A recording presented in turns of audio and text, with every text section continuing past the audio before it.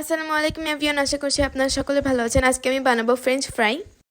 তার জন্য প্রথমেই 3টি আলু কেটে ধুয়ে নিয়েছি। এখন আলুগুলোকে সিদ্ধ করে নিব 80%। আলুটাকে আমি 3 মিনিট হাই হিটে সিদ্ধ করে নিব এবং খেয়াল রাখতে হবে আলুটা যেন বেশি সিদ্ধ না হয়ে যায়। আমার আলু সিদ্ধ হয়ে গিয়েছে, এখন নামিয়ে নিব। টিস্যু দিয়ে আমি আলুটাকে মুছে নিব ভালোভাবে। এভাবে সবগুলো আলুকে ভালোভাবে মুছে নিয়েছি। এখন দিয়ে দিচ্ছি 5 টেবিল চামচ পরিমাণ কর্নফ্লাওয়ার। এখন আলুর সাথে ভালোভাবে মাখিয়ে নিব। আমার মাখিয়ে নেওয়া হয়ে গিয়েছে। এখন একটি ফ্রাই প্যানে তেল দিয়ে আলুগুলোকে দিয়ে দিলাম। আপনারা চেষ্টা করবেন আলুগুলোকে ডুবা তেলে ভাজার জন্য। আপনারা অবশ্যই রেসিপিটা বাসায় ট্রাই করবেন, অনেক মজা এবং অনেক সহজেই হয়ে যায়। আমাদের এই ভিডিওটি যদি আপনাদের ভালো লেগে থাকে তাহলে অবশ্যই আমাদের ফেসবুক পেজটিকে ফলো দিয়ে রাখবেন, আর যারা ইউটিউব থেকে দেখছেন তারা অবশ্যই আমাদের ইউটিউব চ্যানেলটিকে সাবস্ক্রাইব করে রাখবেন এবং লাইক কমেন্ট শেয়ার করে দিবেন। আমার ভাজা হয়ে গিয়েছে, এখন নামিয়ে নিব।